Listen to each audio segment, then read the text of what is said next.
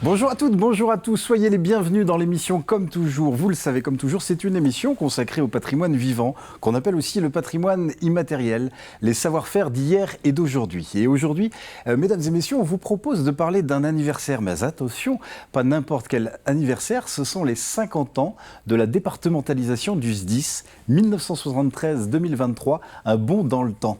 Et puis pour nous en parler, nous avons l'honneur de recevoir deux invités de marque, monsieur le préfet de la Vendée, Gérard Gavory, et Bérengère Soulard, qui est présidente du SDIS, vice-présidente du conseil départemental et présidente de la communauté de communes de Pouzauges. Ils viennent nous parler du SDIS, service départemental d'incendie et de secours de la Vendée.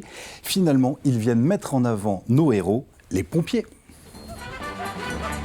Qu'est-ce qu'on a fait des tuyaux? Bien lancé de la grande échelle. Indispensable. Qu'est-ce qu'on a fait des tuyaux? La grande échelle, comme nous le chante Sacha Distel, et bien sûr, sur la grande échelle des essentiels et des indispensables, ils occupent la première place. Eux qui incarnent le courage, le désintéressement, l'engagement, la solidarité. Protéger et servir, c'est leur devise. Soldats du feu, eux, les pompiers. Professionnels comme volontaires, pompiers bon oeil, une mission, un métier, un engagement, je dirais même un sacerdoce, monter en première ligne, protéger, servir. Et pour soulever certaines montagnes, il faut leur énergie. Voyez-vous, mesdames et messieurs, il y a des fonctions qu'on emmène chez soi le soir, la nuit. Oh, j'imagine que nos invités en savent aussi quelque chose. Passer sa vie à remettre des gens debout, rafistoler des histoires, protéger, remonter des sourires, regonfler des estimes, décoincer des avenirs, retaper un moral. C'est pas de loin qu'on prend soin, c'est du quotidien. Dans un monde de plus en plus replié sur soi-même, de plus en plus fragile, de plus en plus finalement consumériste, du tout de suite, dans un climat qui change, qui se réchauffe, il est plus que nécessaire et indispensable d'organiser les secours, d'y mettre les moyens. Jean-Paul Sartre disait « L'engagement est un acte, pas un mot ». Alors, comment s'organisent les services de secours dans notre département ? En Vendée, plus de 50 ans que la départementalisation a eu lieu. Bien avant de nombreux territoires. Alors, un département précurseur ? En quoi consiste la départementalisation ? Quel est son intérêt ? Combien il y a de centres de secours en Vendée ? Combien d'interventions ? Comment ça match entre le département, les élus qui décident les financements, et puis monsieur le préfet qui exprime les besoins, qui anticipe les risques ? Voilà, autant de questions que nous allons poser à nos invités. Monsieur le préfet, Gérard Gavory, Bérengère Soulard, Madame la présidente du SDIS, bonjour, soyez les bienvenus. Merci. Merci. On est très heureux de vous accueillir chez nous. C'est l'émission Comme Toujours, l'émission réservée au savoir-faire, au patrimoine immatériel. Et puis avant de commencer notre discussion, eh bien, permettez-moi de vous présenter nos deux petits soldats de la chronique, à l'humeur de bonne humeur, papier bon oeil. Ce sont nos deux Jean-Pierre, nos Jean-Pierre précieux. Bonjour les Jean-Pierre. Bonjour Jérôme. Bonjour. Monsieur le préfet, bonjour. Bonjour. Préfet. Bonjour les Jean-Pierre. Ils sont tout timides, ça. Oui, vous êtes impressionnés. Oui, j'ai baissé mon siège d'un cran. C'est beaucoup d'honneur de recevoir. C'est vrai que c'est un honneur. Ouais. Bon, comment on va? On va bien. Bon. Que Molemnaï. D'accord. Alors, Jean-Pierre Pouvreau, cuisine traditionnelle, je me suis dit, sur un sujet comme les pompiers, il va nous faire quoi? Une crème brûlée, une crème flambée? J'aurais pu, parce que j'ai été sauvé par les pompiers de Saint-Gilles, comme mon établissement brûlé c'est vrai, le ponton. Il y a 30 ans. Ouais, ouais. Et ils ont été d'une efficacité, c'était irréprochable. Et donc, bien sûr que j'apprécie ce beau métier qui aide à vivre et à survivre. Voilà. Et donc là, moi, ma recette, évidemment, c'est une tisane d'hiver. Il y a plusieurs tisanes d'hiver et variées, puisque l'hiver est propice aux inflammations générales. Voilà. Et Je vais écouter avec attention votre recette. oui, alors donc j'ai plusieurs recettes de tisanes que je vais vous proposer, que vous pourrez effectuer chez vous. C'est simplissime, hein, c'est des recettes que j'ai récupérées chez des adresses de mes grands-mères, des copies de mes grands-mères, de gauche et de droite, de drip et de drap, et voilà, à réaliser consciencieusement à la maison. Merci Jean-Pierre, on verra ça dans un instant. Et puis notre autre Jean-Pierre Bertrand d'Art Expo. Alors j'imagine qu'en termes de collectage d'histoires, de témoignages, autour de la question des pompiers, du SDIS, vous avez des archives ? Nous, on n'a pas d'archives directes parce qu'on a questionné avant, en gros, 2000, des gens dans chaque canton de Vendée d'ailleurs. Mais par contre, le SDIS a produit des archives pour cet événement. Et on va bénéficier de 2 de ces archives, 2 témoignages, dont d'un d'Alain Augereau, de Bouilleron-Paray, et l'autre de Jean-Claude Verdeau, des Essarts, qui nous parle d'avant 1973. Très bien, on entendra ça dans un instant. Chers invités, je me tourne vers vous. On a parlé beaucoup de la départementalisation, notamment au moment, j'allais dire, du marathon de la Sainte-Barbe, parce qu'il y a beaucoup de centres de secours, on en parlera dans un instant. Il y a une exposition qui a été consacrée aussi à l'hôtel du département.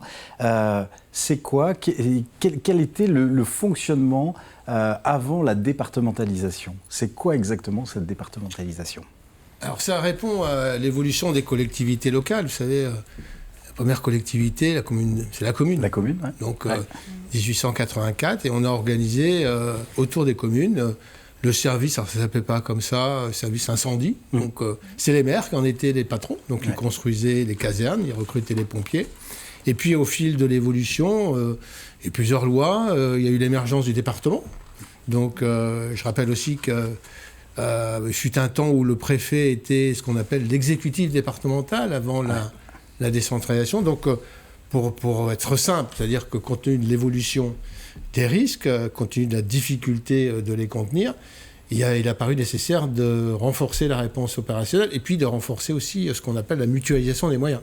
Donc, l'objectif a été, petit à petit, c'est une lente évolution, parce que les maires, il faut le dire, ont eu du mal parfois. Moi, j'ai des souvenirs, je suis un peu ancien dans le métier, où les maires, on peut comprendre, un maire qui avait investi dans un centre de secours, qui avait emprunté, qui avait reçu des aides de l'État pour le faire, transférer son bien au département, enfin au SDIS, avec le département qui est le principal financeur, il ne voyait pas ça d'un bon oeil. Donc il a fallu négocier. Moi, je me souviens, quand j'étais sous-préfet, j'ai accompagné le maire dans la négociation avec le président à l'époque du conseil d'administration du SDIS. Et puis la logique s'est imposée, c'est-à-dire qu'à un moment donné, il a fallu donc départementaliser. Et la loi qui a départementalisé, c'est la loi du 17 février 2002, qui a en fait, 2002. Donc qui a créé des services vraiment départementaux d'incendie et de secours. Et donc c'est un souci, c'est pour répondre à l'évolution des risques, à la difficulté d'intervention et mutualiser les moyens, parce que on aime bien le sapeur-pompier, mais ça coûte cher. Ça coûte cher, voilà. Donc c'est tout l'intérêt de la départementalisation. Tout à fait, c'est ça la logique. Après, je laisserai à Madame la Présidente du Conseil d'administration de la Vendée de dire pourquoi la Vendée a été... Oui. Et Monsieur le Préfet parlait de réticence des maires. Est-ce que ça a été aussi ce schéma-là en Vendée, mais bien plus tôt qu'avant que la loi ne l'impose? Alors, en Vendée, ça s'est fait donc en 1973. Vous étiez pas née, Bérangère. À peine, parce que ça a été, la départementalisation a été votée au Conseil départemental le 15 janvier 1973. Donc il y a 50 ans, dans une volonté qui caractérise aussi un peu la Vendée et les Vendéens, c'est-à-dire on travaille ensemble, on mutualise, on rassemble les forces vives pour aussi permettre à nos Vendéens et Vendéennes d'avoir aussi des services de qualité. Donc en Vendée, la départementalisation 1973 et les derniers centres de secours qui sont devenus dans le giron du SDIS de la Vendée, c'était en 1998. Donc on voit quand même qu'il a fallu un peu de temps.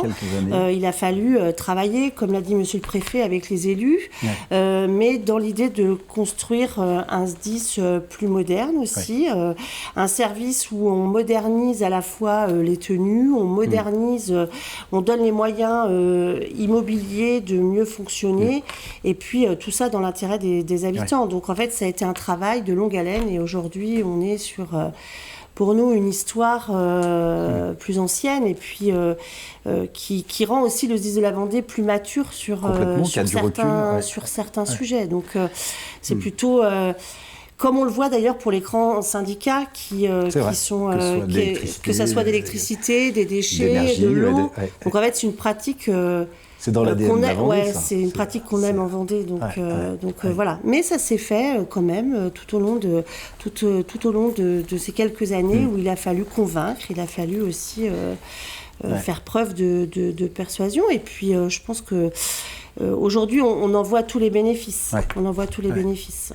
Et du coup, le fait que ça soit fait sur un temps assez long, finalement, a permis aussi, parce que j'imagine que c'est très dépendant des évolutions aussi des interventions. Entre les années 73 et puis les années 2000, les interventions sont sans doute pas les mêmes. En termes de moyens, du nombre d'interventions, ça change aussi. Donc cette nécessité de mutualiser encore plus.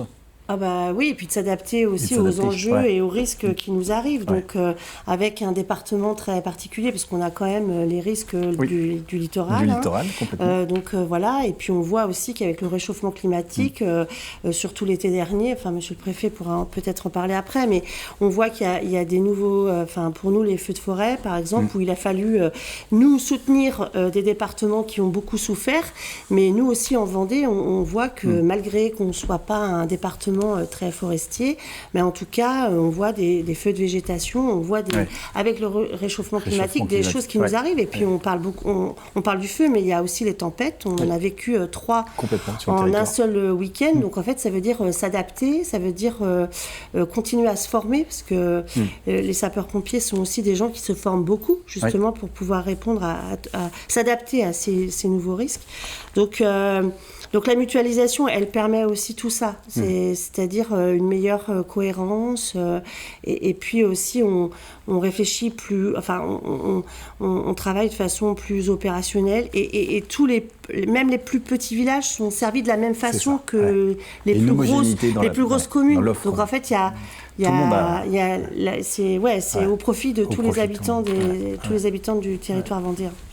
Et comment, j'allais dire, ça match entre le préfet et les élus, parce que qu'on comprenne bien qui fait quoi. Est-ce que l'élu va décider des financements et le préfet exprime ses besoins? Comment ça se passe dans cette... Alors si vous aviez été à la cérémonie de la Sainte-Barbe départementale, mais j'ai mon bulletin d'excuses. Vous m'auriez entendu. Non, je plaisante. Alors comment ça marche? Alors j'ai fait l'analogie entre le couple maire-préfet. Oui. Et là, on a le couple préfet-président du conseil d'administration du SDIS. Et puis, à travers le président, bien évidemment, l'ensemble des élus, et on n'oublie pas le président du conseil départemental, qui est le principal financeur. Donc, alors c'est ce qu'on appelle notre modèle de sécurité civile, notre modèle français de sécurité civile, qui fait référence. C'est-à-dire que vous avez un préfet qui est en fait le patron opérationnel. Et vous avez les élus qui, en fait, financent les moyens. Donc, il faut vraiment que qu'on s'entende bien. Bien sûr. Et donc, il y a un document qui traduit tout ça, c'est-à-dire c'est le schéma d'analyse et de couverture des risques, le fameux STACR, mais il aime bien dire les choses, qui dit qu'on révise tous les 5 ans. Et on dit, donc c'est un travail qui est fait en commun, bien sûr, avec le directeur du SDIS et ses équipes. On regarde de manière objective les risques auxquels le département est confronté. On se met sur une carte. D'être confronté. Et c'est vrai, cet exercice a été fait l'an dernier. Enfin, il a abouti l'an dernier. On a pris en compte des risques auxquels on n'était jusqu'à maintenant pas exposé, c'est-à-dire les feux de végétation, les feux de forêt. Donc, clairement, on a dit il faut que vous ayez les moyens. Et il était tout à fait normal qu'un SDIS comme la Vendée n'ait pas les moyens pour lutter contre des feux de forêt. Quand je dis les moyens, c'est d'avoir les moyens matériels, mais c'est aussi les moyens en personnel, et des personnels formés. Parce que vous avez dû voir des images. Moi, j'ai été témoin direct d'incendie, j'ai travaillé dans le sud de la France. Il faut vraiment être formé. C'est un risque c'est un risque nouveau. Donc moi, j'ai dit aux élus, au président du conseil d'administration, à la présidente, aux élus, il y a un nouveau risque, il faut l'anticiper, le prendre en compte. Après, il y a aussi le problème de la disponibilité, 24 heures sur 24. Et là, c'est la deuxième originalité de notre modèle de sécurité civile. Les sapeurs-pompiers, vous avez des professionnels. Complètement. Et vous avez des sapeurs-pompiers volontaires. Ouais. Et l'objectif, c'est un objectif qu'on partage en commun et qu'on a mis en œuvre dans ce schéma, c'est de dire comment on peut développer le volontariat, inciter les jeunes ou les moins jeunes à devenir volontaires. Bon, donc il faut revaloriser la prime du volontariat. Le gouvernement l'a fait à l'époque, le fait toujours. Ce qu'on appelle la prime feu de forêt notamment, mais pas que ça, la prime de feu, pardon. Et puis, vous avez aussi la nécessité d'agir sur les employeurs. Donc, on signe des conventions avec les employeurs qui acceptent de mettre à disposition, de libérer leurs salariés pour pouvoir répondre quand il y a un appel. Employeurs qui peuvent être des collectivités comme des secteurs. On travaille beaucoup sur les entreprises. Alors, on a la chance en Vendée d'avoir un tissu dense d'entreprises. Et moi, j'étais l'année dernière à une cérémonie de remise de diplôme, mais au-delà de l'aspect solennel, c'est le fond qui compte. Et donc, alors avant, c'était comment ça se passait avant? En avant, on a l'impression, comme toujours. Comment ça se passait? C'était souvent des employés municipaux. Oui. Et le problème, là aussi, on a évolué, c'est-à-dire les métiers se sont technicisés, il y a eu une mutualisation des personnels, donc il y a une rareté, une disponibilité moins importante. Moins importante. Et donc, c'est la raison pour laquelle, dans ce schéma, on a mis des moyens. Le préfet dit, mesdames et messieurs les élus, il faut recruter davantage de sapeurs-pompiers, professionnels et volontaires. Donc, voter des budgets. Et puis, il y a un autre sujet aussi qui nous concerne de plus en plus, et on le voit en ce moment avec les problèmes qu'on rencontre avec les services d'urgence dans les différents hôpitaux, c'est la relation entre les sapeurs-pompiers et le SAMU, les SMUR. Donc tout ça, il faut aussi travailler. Orchestré. Donc on a instauré des groupes de travail pour pouvoir prévoir des mesures qui sont inscrites dans ce schéma. Alors donc voilà, donc c'est ça qui s'est passé. Et quand il y a une crise, quand il y a un incident, je rappelle, le premier concerné, c'est le maire. Parce qu'on oublie souvent, le maire est agent de l'État. Oui, dans ses fonctions, il est sous doit l'autorité d'assurer la du défense. préfet. Beaucoup l'oublient. Quand la crise est contenue sur sa commune, c'est lui qui est le directeur des opérations. Et le commandant des opérations, c'est le contrôleur général, c'est le directeur du SDIS, ou c'est l'officier, ça, en fonction de la crise, ça descend, mais il y a bien un directeur, qui est le maire, le préfet ou un collaborateur, un sous-préfet, et pour le commandant, c'est le directeur du SDIS, et après, on baisse. Donc, quand il y a une crise, mais dès lors qu'il y a une crise un peu plus importante, c'est le préfet qui prend la main.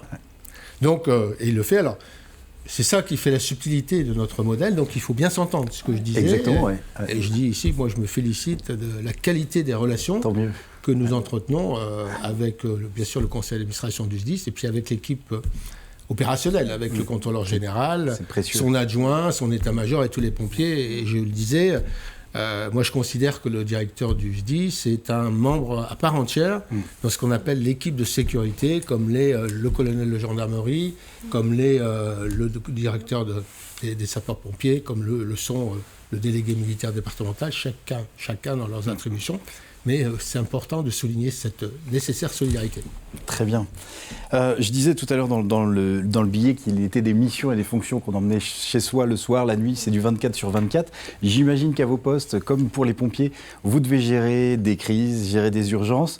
Alors, on a un chroniqueur qui a le cœur sur l'humain et qui a pensé à nos invités et qui s'est dit que peut-être qu'il y a une petite tisane pour trouver la zénitude dans ce monde de fous. Alors, monsieur Jean-Pierre Pouvreau, c'est à vous. On passe à table. Ah non. Ça vous sera envoyé. Le côté technique, je l'ai fait à un moment de temps et là on a revu un petit peu les choses. Et alors donc, les tisanes, pour faire bref, il y a une tisane généraliste qui convient, qui est propice pour arranger les rhumes, la toux, les inflammations diverses et variées. Alors vous demandez à votre herboriste, souvent c'est des pharmaciens qui ont un domaine herboristerie, de préparer la tisane. C'est leur métier, c'est les spécialistes. Vous leur demandez de préparer 2 cuillères à soupe de fleurs de guimauve, 2 cuillères à soupe de coquelicots séchés, 2 cuillères à soupe de fleurs de molène ou bouillon blanc, 2 cuillères à soupe de fleurs mauves. Alors, dans les fleurs mauves, vous avez les lavandes, les glycines, les lilas, les lupins, les verveines, etc.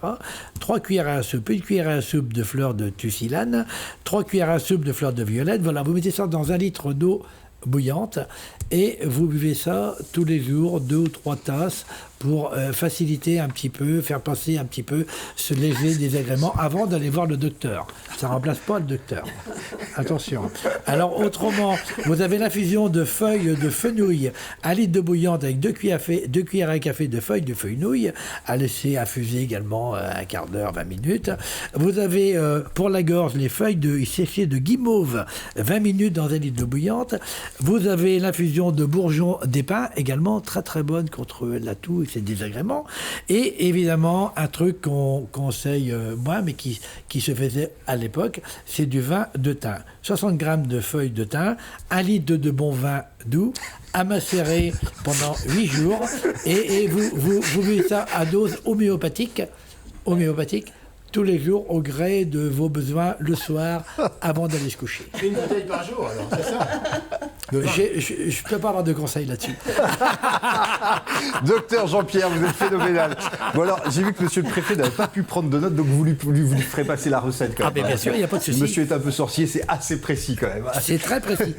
Mais c'est qu'un collectage. Hein. C'est pas vrai, c'est qu'un collectage. C'est le principe, ouais. Voilà. Mais c'est des recettes qui fonctionnent. Ben, merci beaucoup Jean-Pierre. Non, c'est avec plaisir. Jean-Pierre peut en appeler un autre. On va passer directement à votre chronique, Jean-Pierre Bertrand, avec un témoignage, c'est de bouche à oreille. Petit bond dans le temps peut-être. Alors oui, ça remonte dans le temps puisque les deux sapeurs qui ont été interviewés, Alain Augereau de Mouilleron-Paray, va nous parler d'avant 73, donc comment ça fonctionnait, les casernes qui étaient autonomes. On écoute avec quelques Avant la photos. départementalisation, chaque commune gérait son centre de secours. Même si on voulait remonter plus loin, les centres de secours, on les appelait au départ les subdivisions de sapeurs-pompiers. La commune recrutait ses volontaires. Les volontaires pouvaient venir de plusieurs points. Soit des agriculteurs, il y en avait beaucoup parce que les centres étaient relativement ruraux, soit des artisans, il y en avait également beaucoup et on recrutait surtout dans les charpentiers et dans les maçons. Parce que comme la principale activité pompier était l'incendie, ils avaient quand même une maîtrise dans l'art des maisons qui était très importante à ce moment-là. Ensuite, le chef de centre était désigné par le maire, mais il était nommé par le préfet. Ça a changé. Ah, oui. Ouais, et Jean-Pierre, vous aviez un autre sujet qui va faire écho aussi. Oui, qui va compléter ces propos-là. Donc c'est Jean-Claude Verdeau qui vient des Essarts et qui lui aussi est un ancien pompier. Très bien, on écoute puis on fera réagir Bérangère. Aux Essarts, nous avions deux boutons de sirène, un bouton à la mairie et un bouton à la gendarmerie. Et après est venue la nouvelle caserne en 1976. Là, il y avait un bouton aussi à notre caserne. Et par téléphone, bien souvent, la gendarmerie nous prévenait quand il y avait quelque chose, ils nous prévenaient. Et c'est eux, ils me déclenchaient aussi la sirène de chez eux. Et après, avec l'évolution, il y a eu le centre de secours de La Roche-sur-Yon qui nous déclenchait, avec un bip de contrôle qui passait de main en main. Tous les semaines, on changeait de personnes qui gardaient le bip pour contrôler vraiment que si jamais le bip marchait, que la sirène marchait aussi, pour prévenir. Le matériel, il était toujours payé par la commune. Alors nous avions de la chance aux Essarts, la commune avait peut-être les moyens, mais il y avait encore un petit peu de matériel. On avait des bottes de cuir, des vestes qui étaient en sky, enfin c'était l'époque. Dès qu'il y avait un incendie, tout le monde de la caserne entière était sur le feu. Hein, tout le monde, la caserne entière était sur un accident. Fallait que tout le monde aille voir. Enfin, je ne sais pas si c'était de la curiosité, mais tout le monde voulait participer. Ah, la curiosité, peut-être les choses ne changent pas tant que ça. Il évoquait le matériel. Vous nous avez ramené quelques éléments. Ça a beaucoup changé. Le matériel, il s'est aussi beaucoup modernisé. Et puis, il est surtout d'abord plus léger, beaucoup plus aussi sécurisant pour les sapeurs-pompiers. Parce plus facile à enfiler, beaucoup plus sécurisant parce qu'il faut protéger les victimes, il faut porter secours, mais il faut aussi protéger les sapeurs-pompiers parce qu'ils prennent des risques tous les jours. Donc, c'est aussi un engagement. On a aussi une responsabilité sur les aspects financiers de rendre aussi de rendre du matériel qui soit de haute qualité, pour les hommes et les femmes qui s'engagent pour la sécurité des autres. Voilà. Aujourd'hui, ça représente quoi le SDIS en Vendée? C'est combien de centres? Alors, il y a 76 centres de secours. 76 Sainte-Barbe. 60, un peu moins parce qu'il y a des Sainte-Barbe qui se regroupent. On commence à avoir ce phénomène, ce qui est plutôt intéressant sur ce que ça représente aussi en termes de moments solennels. J'imagine. Il y a 411 pompiers professionnels. Il y a 3000 à peu près sapeurs-pompiers volontaires. Et puis il y a 120 personnels administratifs, techniques et spécialisés qui travaillent à la direction du SDIS. Avec une augmentation du nombre d'interventions ou pas qui va Alors, croissante on a connu une forte évolution l'année dernière avec presque 44 000 interventions. Cette année, un peu moins, et on peut que s'en réjouir, oui. parce que ça veut dire aussi qu'il y a eu peut-être moins de victimes et surtout moins de grosses interventions, un peu plus liées au réchauffement climatique, on en a parlé. Donc on sera à la fin de l'année là, à 42 000, entre 41 et 42 000 interventions. Donc un peu moins que l'année dernière. Voilà. Très bien, je vous remercie. C'est une émission qui passe vite, très vite, puisque c'est déjà la fin. Eh oui, je vois Monsieur le Préfet qui me dit déjà. On est mais vraiment oui, encore on plein de est choses bien, à dire. On est bien ici. Mais on voulait répondre aux questions de Jean-Pierre. En tout cas, un grand merci. Ça a aussi permis de rendre plus concret ce qu'on entend par départementalisation. Et puis, à l'image de votre duo, on se dit qu'on a bien de la chance, finalement, qu'entre les services, eh bien, ça fonctionne et c'est précieux. On est chanceux. Merci de votre venue. Merci les Jean-Pierre. Puis, Merci à on a vous. une habitude, on se dit à Bétou ici. Alors, à Bétou. Ce sera un plaisir de tisaner avec vous. Merci Jean-Pierre. Il faudra corriger les fautes d'orthographe.